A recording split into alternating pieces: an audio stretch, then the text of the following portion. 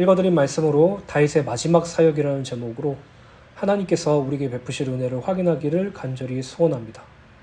우리가 역대상 22장의 말씀을 가지고 다윗이 하나님의 성전을 건축함에 있어서 어떤 준비를 하게 되었는지, 또한 하나님께서 다윗과 솔로몬에게 어떻게 말씀하셨는지에 대해서 함께 나누었죠. 그리고 다윗은 솔로몬에게 하나님의 성전을 건축함에 있어서 중요한 사실에 대한 부분을 두 가지 축복을 통해서 알려주었어요. 그게 바로 지난주에 말씀을 살펴봤던 역대상 22장 11절부터 12절의 말씀이죠.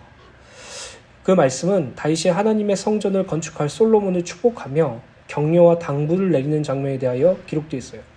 11절의 다윗은 솔로몬에게 내가 여호와와 함께 해야만 복을 받는다라고 말하지 않고 여호와 하나님께서 너와 함께 하시기를 원한다라고 말했어요. 이는 우리의 신앙생활이 어느 쪽인지 분명히 밝히는 내용이죠. 또한 12절의 다윗은 솔로몬에게 하나님께서 너에게 지혜와 총명을 주셔야지만이 네가 이스라엘을 잘 다스릴 수 있고 율법을 온전히 지킬 수 있다라고 말해요.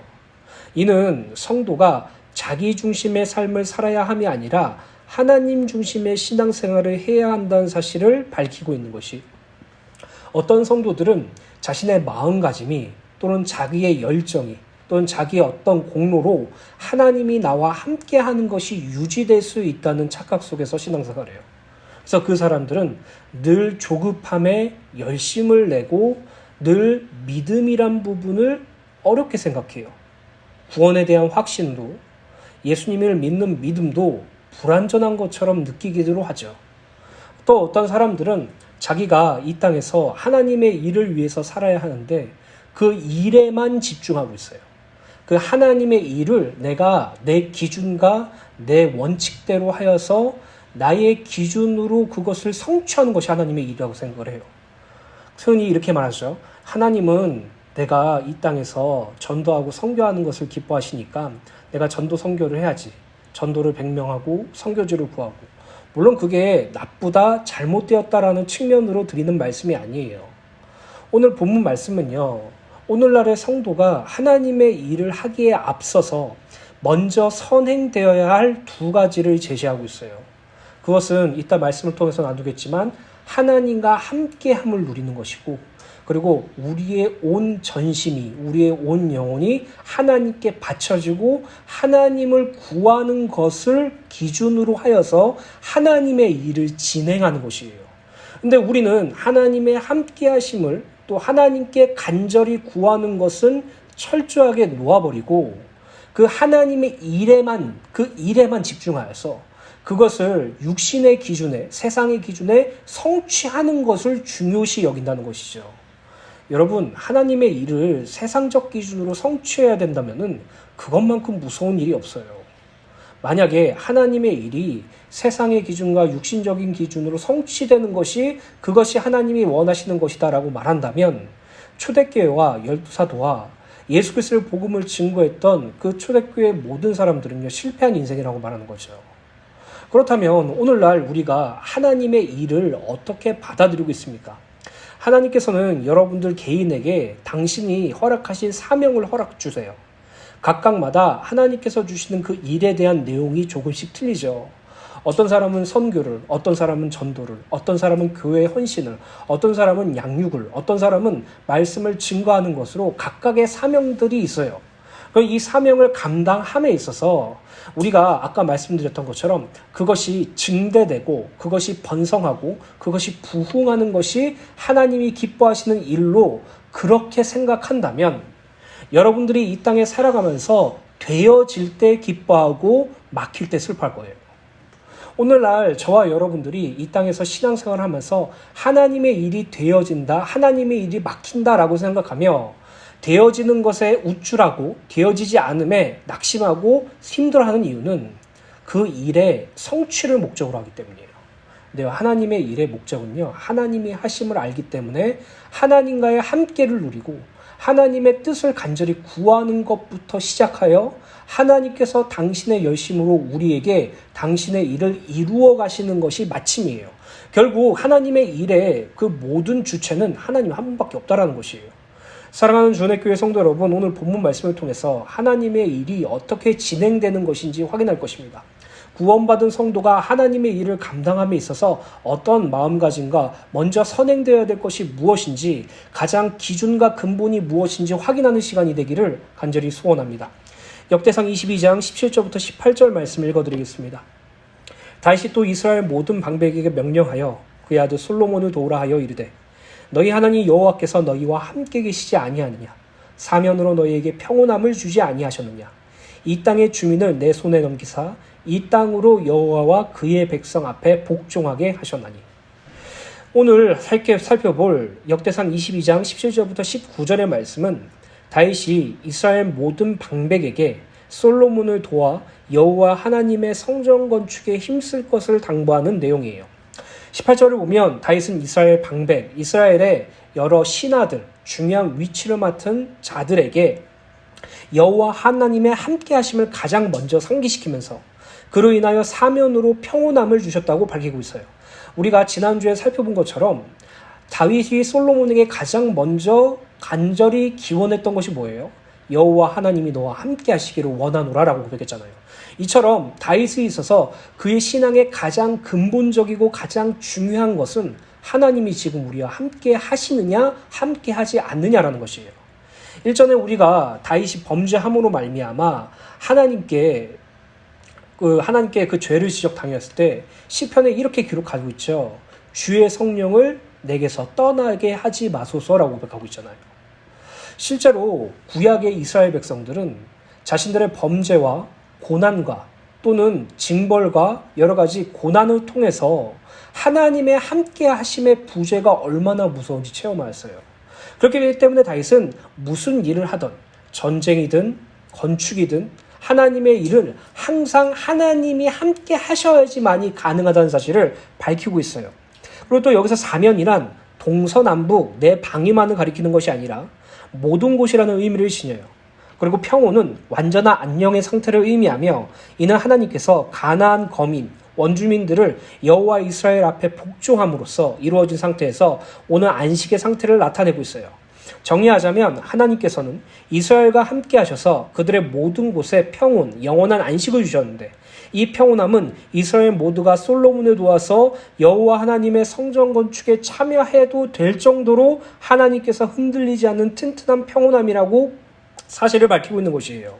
사실 다윗 이전 사울 시대 때를 상기해 보면 이스라엘은 왕이었던 사울과 그의 아들들이 블레셋의 군대에게 전사당할 정도로 연약하고 불완전한 나라였죠. 그러나 이처럼 불안하고 연약한 형국이 다윗 시대에 이르러서는 그 전세가 역전되었고, 하나님께서 함께 하심으로 말미암아 블레셋만이 아니라 사면의 모든 대적까지 다윗 앞에 굴복하여 이스라엘은 전례가 없는 평화를 구가하게 되었던 것이에요.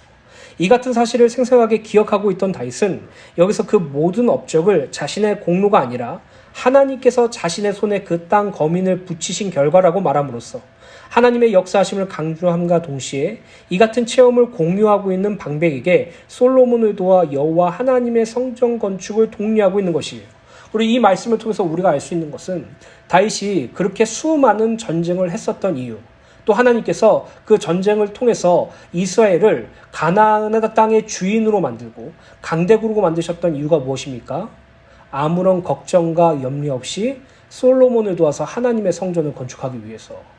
근데 어떤 성도들은 이렇게 생각해요. 우리가 하나님과 함께하면 우리는 항상 승리할 거야. 근데 이 승리도 세상적 승리를 의미하죠. 우리가 하나님과 함께하면은, 우리가 하나님과 함께하는 것을 유지하고 있으면 우리는 다윗이 이렇게 받은 복들, 세상의 성공, 세상의 승리, 세상의 여러 가지 것들을 취합할 수 있는, 다 가져갈 수 있는 그런 삶을 살 거야 라고 은연중에 가지고 있죠.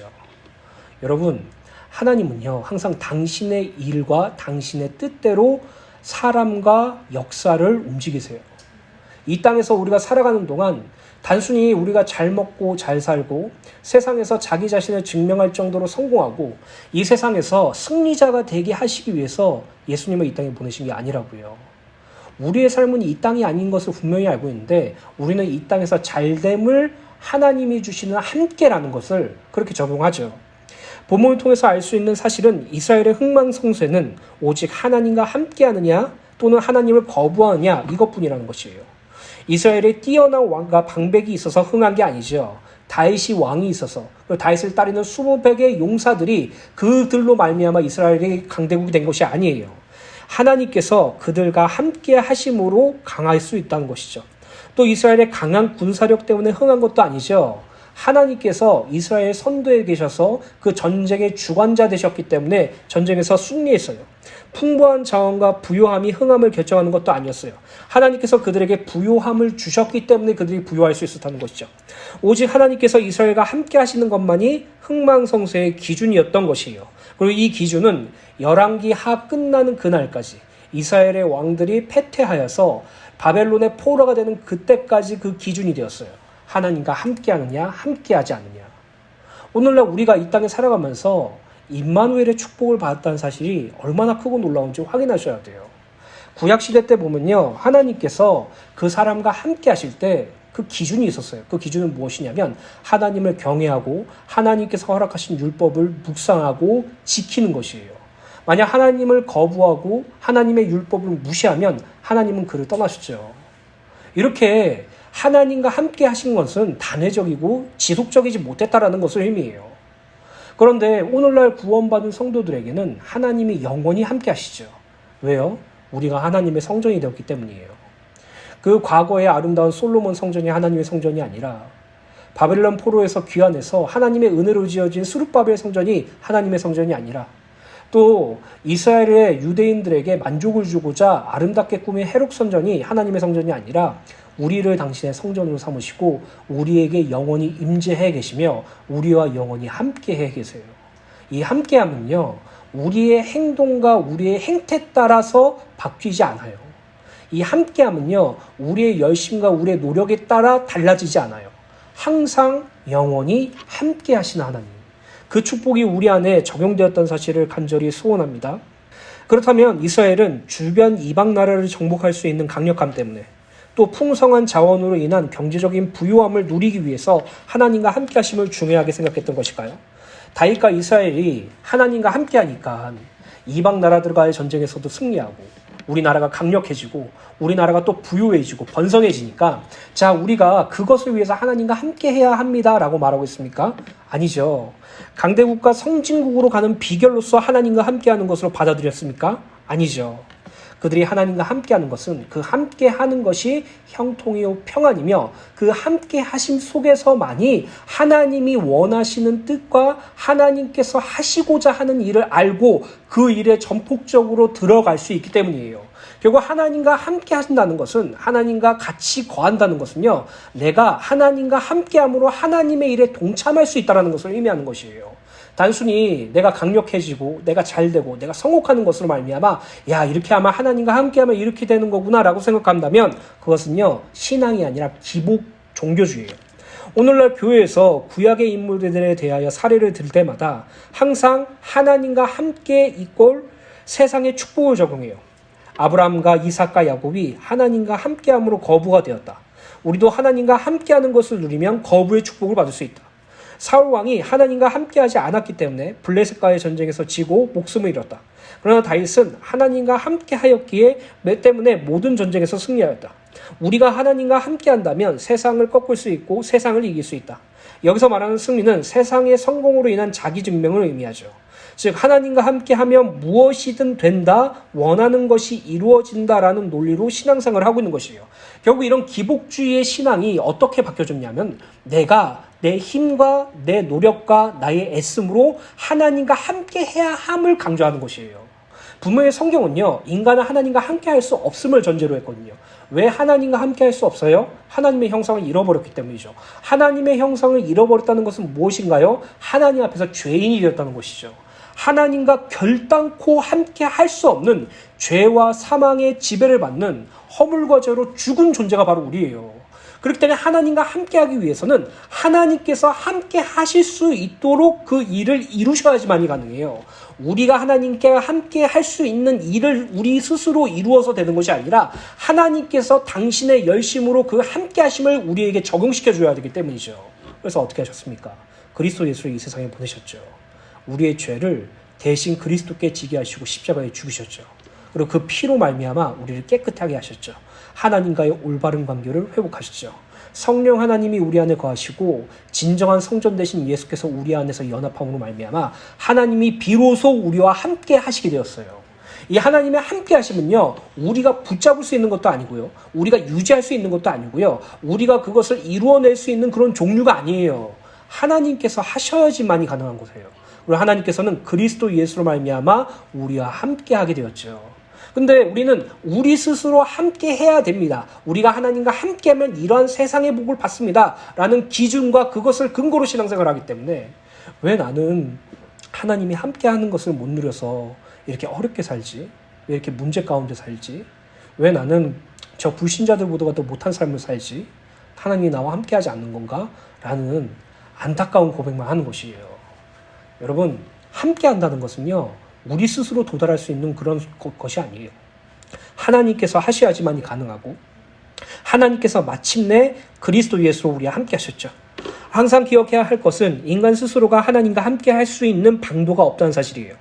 오직 하나님께서 함께 해주셔야지만이 가능해요. 그래서 11절에 다윗은 솔로몬에게 여호와께서 너와 함께 하시기를 원한다라고 고백했죠. 우리가 하나님과 함께 할 수 있는 방법을 찾고 하나님과 함께 할 수 있도록 열심과 노력을 함으로써 임마누엘을 유지하는 것이 아니에요. 하나님께서 가장 첫 번째로 하나님께서 우리와 함께 하시기를 원하셨고요. 그래서 예수 그리스도를 이 세상에 보내셔서 그의 보혈로 우리와 올바른 관계를 회복하셨고요. 그 올바른 관계가 회복된 성도들 안에 하나님께서 영원히 함께 하시는 것이에요. 즉 성경은 함께하는 것의 주체는 사람이 아닌 하나님이라는 사실과 이 함께함을 성취하신 분이 예수 그리스도라는 사실을 분명히 나타내고 있는 것이에요. 더욱 중요한 것은 이 임마누엘, 하나님이 함께 하심은 세상의 것을 채워주는 통로가 아니에요. 임마누엘 그 자체가 축복이라는 사실을 놓치지 말아야 된다는 것이죠. 우리가 하나님과 함께 합니다. 이것으로 결론 나야 되거든요. 하나님이 우리와 함께 하십니다. 이것으로 끝내야 돼요. 근데 하나님이 우리와 함께 하십니다. 그래서 우리는 잘 될 겁니다. 우리는 세상에서 성공할 거고요. 우리는 하는 일마다 잘 될 것이고요. 우리에게 문제와 어려움이 찾아오면 하나님께서 막아주실 거예요. 왜? 하나님이 함께 하시니까. 이렇게 하나님과 함께 하심을 개인의 세상의 소원을 채워주는 통로로 여기니까 이스라엘 백성들이 자기의 부유와 번영과 다산을 위해서 바알 우상 숭배하는 것과 똑같은 것이죠.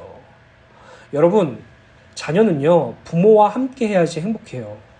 우리 지율이의 손에 몇십억이라는 큰 돈이 있어도 우리와 떨어져 있으면은 그 돈을 제대로 사용할 수 있지 못할 뿐더러 괴로움과 불행 속에만 있게 돼요. 그냥 우리와 함께 하는 게 행복해요. 그게 당연한 거잖아요. 인간관계의 가장 높은 수준이 가족이라고 해요. 이 가족이라는 인간관계는 그 어떤 일반적인 인간관계로도 알 수 없는 부분이라고 해요. 결국 이 가족이라는 삶은 함께 해야지만 행복하고 가능한 것을 제시하고 있죠. 우리가 하나님과 함께 한다는 것은요, 그것이 끝이에요. 그것이 전부예요. 하나님이 나와 함께 하시다니. 벌레만도 못하고 죄인이었던 나를 사랑하셔서, 그리스도 예수를 죽이시기까지 나를 사랑하셔서, 나를 구원하셔서 지금 내 안에서 함께 하시고 나에게 당신의 뜻을 더하여 주시고 그것에 간절한 마음을 품을 수 있게 힘을 주시고 그것을 행할 수 있도록 이끌어 주시다니, 이것으로 감격하는 거죠. 여러분, 하나님이 함께 하시는 것은요, 자, 내가 너와 함께 있을 거야. 근데 네가 불신앙하는지 안 하는지, 네가 나의 일을 얼마나 열심히 하는지 그렇지 않은지 내가 지켜볼 거야. 내가 주시할 거야. 네가 나의 일을 열심히 하지 않으면 난 너를 떠날 거야. 반대로 네가 나의 일을 열심히 하는 모습을 보이면 내가 너에게 경제적인 축복도 주고 세상의 자유도 줄게 라는 이런 우상 숭배적인 그런 삶이 아니에요. 제가 며칠 전에 드라마를 한 편 봤는데 그 드라마에서 어떤 엄마가 너무나도 어려운 문제를 겪고 힘들다 보니까 불교에 가가지고 절 계속하고 교회 가가지고 막 울면서 기도하고 할 수 있는 모든 종교를 선택해가지고 자기 문제를 해결해달라고 그렇게 간절하게 해요. 얼마나 애통한지, 얼마나 간절한지. 그게 종교의 한계라고요. 내 문제를 해결하기 위해서, 내가 잘 되기 위해서, 내가 조금 더 나은 삶을 유지하기 위해서 종교를 택하죠. 여러분들이 신앙생활 하는데 내가 조금 더 나은 삶을 위해서, 내 문제가 해결되기 위해서, 내가 좀 잘 먹고 잘 살기 위해서 하나님을 선택했다면 여러분들의 신앙은 믿음이 아니라 종교일 뿐이에요. 우리는요, 이 땅에서 잘 먹고 잘 사는 것을 추구하는 것이 아니라 하나님을 위하여 사는 자로 바뀌어졌다는 사실을 기억하시길 간절히 소원합니다. 그래서 이스라엘 백성들은 구약시대 때 하나님이 함께 하시는 것에 대해서 얼마나 간절했는지 그들이 문제와 어려움과 고난을 통해서 항상 깨달았어요. 출애굽기 33장 12절부터 17절 말씀을 보면 이스라엘 백성들이 금송아지 사건으로 말미암아 하나님께서 진노하시고 이제 그들을 가나안 땅으로 올려 보내주되 그들과 더 이상 함께 하지 않을 것이라고 하나님께서 선포하셨어요. 얼마나 무서운 말입니까? 출애굽 당시에도 하나님은 그들과 함께 하셨고 그 광야길에서도 하나님이 그들과 함께 하셨는데 마침내 그 목적자인 가나안 땅에서는 그들과 함께 하지 않을 거라고 말씀하세요. 그때 이스라엘 백성들은 절망하죠. 진정한 그 절망이 온전한 것이에요. 하나님이 우리와 함께 하지 않는데 우리가 그렇게 가나안 땅을 가고 싶었기를 원했는데 하나님께서는 더 이상 우리와 함께 하지 않는데 그들은 절망해요. 그때 모세가 이렇게 고백하죠. 현대인의 성경을 읽어드리겠습니다. 모세가 여호와께 말하였다. 주께서는 나에게 이 백성을 인도하라고 말씀하셨습니다. 그러나 주께서 나와 함께 보내실 자를 말씀하지 않으셨습니다. 주께서는 나를 잘 아시고 또 내가 주 앞에서 은총을 입었다고 말씀하셨는데 정말 그리하시다면 나에게 주의 길을 가르쳐 주셔서 내가 주를 알고 계속 주의 은총을 입게 하시며 이 민족이 주의 백성임을 기억하소서라고 고백해요. 그때 하나님께서 뭐라고 말씀하시냐면 14절에 내가 직접 너와 함께 가며 너에게 승리를 주겠다라고 말해요. 15절에 주께서 우리와 함께 가지 않으시려거든 이곳에서 우리를 보내지 마소서. 이건 정말 대단한 고백이에요. 그들은요, 광야를 너무나도 괴로워했어요. 물도 없고 먹을 것도 없고 생활할 공간도 없이 40년 동안 그 사막, 그 생존할 수 없는 광야를 유리방황하면서 살았어요.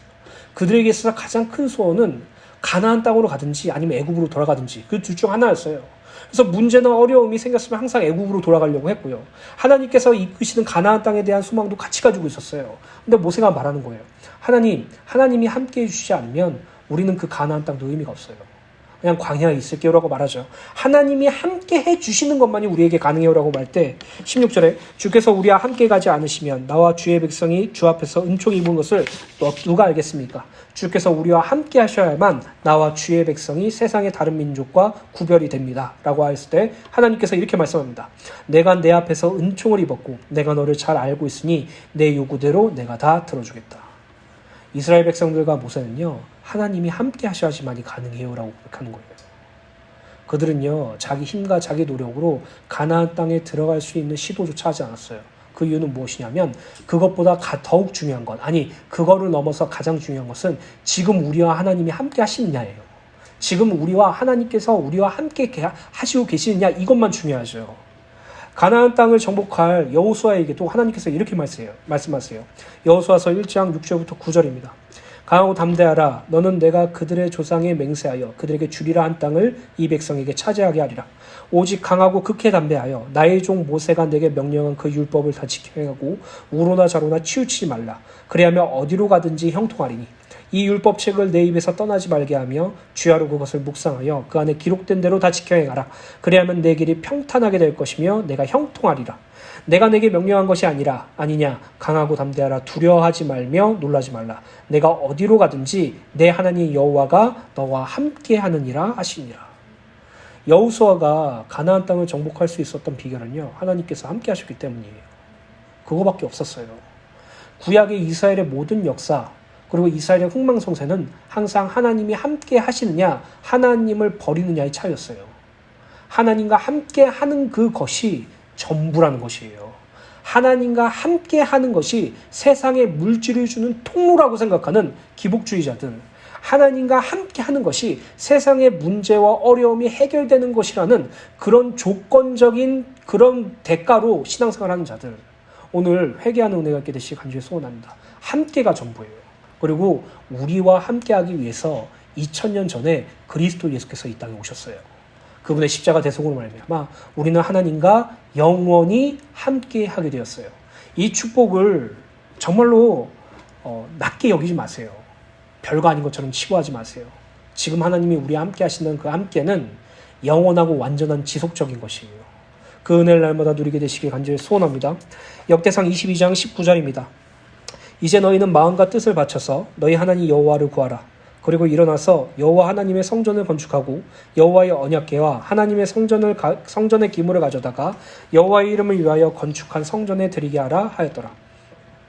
19절의 말씀은 18절에 여호와 하나님께서 이스라엘과 함께 하심으로 모든 곳에서 평온함, 영원한 안식을 주신 이유에 대하여 설명하고 있죠. 그 이유는 그들의 신앙이 마음과 뜻을 바쳐서 여호와 하나님을 구하고 그것으로 여호와 하나님의 성전을 건축하기 위함이에요. 즉 하나님의 일을 함에 앞서 가장 선행되어야 될 것에 대해서 분명히 말하죠. 하나님과 함께하는 것, 그 하나님과 함께 하신 속에서 하나님께 마음과 영혼을, 마음과 모든 것을 하나님께 드리고 하나님의 뜻을 간절히 구하는 것, 그것으로 말미암아 하나님의 일을 감당하는 것이라죠. 먼저 다윗은 이스라엘 방백에게 너희는 마음과 뜻을 바쳐서 너희 하나님 여호와를 구하라 라고 말해요. 여기서 마음과 뜻은 영혼을 의미합니다. 그러니까 너의 모든 것을 바치라, 너의 전제로 드려라 라는 의미를 가지고 있어요. 바치다라는 것은 제사의 제물로 드리는 것을 의미해요. 그래서 여호와 하나님을 구하라 라는 것은 여호와 하나님의 뜻을 의미하죠. 즉 이 말씀은 너희는 너희 마음과 뜻과 영혼을 하나님께 바쳐서 너희 하나님 여호와의 뜻을 알고 순종하라 라고 번역할 수 있어요.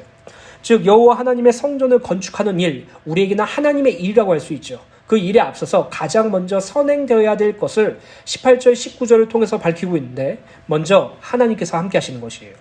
하나님께서 함께 하시는 형통과 평안을 누리는 자들이 마음과 뜻, 영혼을 바쳐서 여호와 하나님을 구하는 것, 하나님의 뜻을 알길 원하고 그 뜻에 순종하길 원하는 것으로 갈 수 있어요.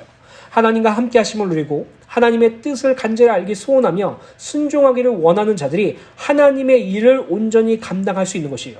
이 하나님의 일을 감당할 수 있는 것도 내가 내 힘과 내 마음가짐으로 감당하는 것이 아니라 하나님께서 감당할 수 있게 해주신다는 것이죠. 앞서 말씀드렸듯이 우리가 하나님과 함께하는 것이 아니라 하나님이 우리와 함께 하신 것이라고 말씀드렸죠. 이것을 놓치지 마셔야 돼요. 요한복음 15장 16절에 예수께서 너희가 나를 택한 것이 아니고 내가 너희를 택하여 세웠다라고 말씀하신 것을 기억해야 돼요. 우리가 하나님을 선택한 것도 아니고 우리가 하나님과 함께하기를 열심을 낸 것이 아니라 하나님께서 우리를 선택하시고 하나님께서 우리와 함께 하셨다는 거죠. 또한 하나님과 함께하는 성도들이 자기의 마음과 뜻, 영혼을 바쳐서 하나님의 여호와의 얼굴을 구하는 것, 하나님의 뜻을 원하고 순종하고 알기 원하고 순종하는 것, 그것으로 하나님을 감당하는 건 역시 성도들의 깨달음이나 결단이 아니고 오직 하나님께서 함께 하심 속에서 일어나는 하나님의 역사예요. 그러니까 조금 더 쉽게 말씀드리자면 하나님이 함께하는 것, 그 주체가 누구십니까? 하나님이죠. 그 하나님의 함께 하심 속에서 하나님께 내 마음과 영혼을 드리고 하나님의 뜻에 거하길 소원하며 그 뜻에 순종하길 원하는 것, 누구 마음입니까? 하나님이 주시는 마음이죠. 그리고 그 간에서 하나님의 일을 감당할 수 있는 그 액션, 그 움직임이 무엇입니까? 하나님께서 우리 안에서 하시는 역사죠. 그 말씀이 빌립보서 2장 12절에 그대로 기록되어 있는 것이에요. 2장 13절 공동번역입니다. 여러분 안에 계셔서 여러분에게 당신의 뜻에 맞는 일을 하고자 하는 마음을 일으켜 주시고 그 일을 할 힘을 주시는 분은 하느님이십니다. 이 말씀 그대로 정해져. 여러분 안에 계셔서 여러분과 함께 하셔서 여러분에게 당신의 뜻에 맞는 일을 하고자 하는 마음을 일으켜주시고 여러분들이 전심으로 하나님께 여러분들을 바치고 하나님의 뜻을 알고 순종할 수 있는 마음을 주시는 분이 누구라고요? 하나님이시고 여러분들이 그 일을 할 힘을 주시는 분도 누구라고요? 하나님이라고요. 그리고 하나님의 함께하심, 하나님께 대한 간절함과 하나님에 대한 뜻에 대한 순종, 그리고 하나님의 할 수 있는 그 모든 일을 감당하는 그것들이 우리 안에 계신 하나님의 역사라고요. 그래서요, 여러분, 다른 단어는 잊어버려도 하나님의 열심을 잊지 말아야 돼요. 내 열심이 아니에요. 단 한 번도 하나님은 우리의 열심을 요구한 적이 없었어요. 한 번이라도 우리의 노력을 요구한 적이 없었어요. 항상 그분의 열심으로 우리를 이끌어가세요. 그래서 여러분들은 날마다 하나님께 이렇게 기도하세요. 하나님, 나와 늘 함께하여 주시옵소서. 함께 하심을 날마다 누리게 도와주시옵소서. 하나님, 나에게 당신의 뜻이 무엇인지 알려주시고 깨닫게 하시고 그것에 내가 불탈 수 있도록 도와주시옵소서. 내가 주님의 일을 온전히 감당할 수 있도록 하나님께서 나에게 힘을 주시고 믿음을 더하여 주시옵소서. 이렇게 진행해야지. 그런데 오늘날의 성도들은 이렇게 진행하는 것보다 좀 다르게 진행하죠. 그것은 조금 이따가 말씀드리도록 하겠습니다. 사도행전 1장 4절부터 8절에 보면 예수께서 40일 동안 제자들에게 하나님의 나라에 대해서 말씀하시고 승천하실 때에 그들과 마지막 대화라고 말씀할 수 있어요. 사도와 함께 모이사 그들에게 분부하여 이르시되 예루살렘을 떠나지 말고 내게서 들은 바 아버지께서 약속하신 것을 기다리라. 요한은 물로 세례를 베풀었으나 너희는 몇 날이 못 되어 성령으로 세례를 받으리라 하셨느니라. 그들이 모였을 때 예수께 여쭈어 이르되 주께서 이스라엘 나라를 회복하심이 이때이니까 아니 이르시되 때와 시기는 아버지께서 자기의 권한에 두셨으니 너희가 알 바가 아니요 오직 성령이 너희에게 임하시면 하나님이 너희와 함께 하시면 너희가 권능을 받고 예루살렘과 온 유대와 사마리아와 땅끝까지 이르러 내 증인이 되리라 하시니라. 한 번도 되라고 요구한 적이 없어요. 이 권능조차도 하나님의 능력을 의미하죠. 하나님의 능력은 항상 제가 뭐라고 말씀하죠? 홍해가 갈라지는 게 하나님의 능력이에요? 아니죠. 하나님의 능력은요, 구원이에요. 십자가 구원. 그 능력으로 말미암아 그리스도의 증인이 될 것이라고 말하고 있어요. 한 번도 우리에게 우리의 열심을 요구한 적이 없어요. 한 번도 우리에게 너가 나와 함께 해야 돼. 열심을 내라라고 말씀하신 적이 없어요. 한 번도 우리에게 네가 나의 일을 잘 해야 돼. 너의 열심과 너의 어떤 열정과 너의 어떤 기능으로 하나님의 일을 잘 감당해야 라고 말씀하신 적이 없어요. 내가 너와 함께하고 내가 너에게 나의 뜻이 무엇인지 알게 해주고 그것을 움직일 수 있는 힘까지 줄게. 너는 오직 나에게만 영광 돌려. 그것이 내가 너에게 이루는 구원이야 라고 말씀하시죠. 그것을 날마다 기억하시고 온전히 하나님만 의지하시길 간절히 소원합니다. 결론입니다. 오늘날 교회가 하나님의 일을 한다고 하면서 하나님과 함께 임마누엘과 온 마음으로 하나님의 구하는 것을 놓쳐요. 오늘날 많은 성도들이 하나님의 일을 한다고 하면서 하나님의 함께 하심과 하나님을 구하는 일을 빼놓는다는 것이죠. 오직 그 일 자체만 몰두하고 그것을 성취하기만 급급하여서 하나님에 대해서는 전혀 생각하지 않는 경우가 너무나도 많아요.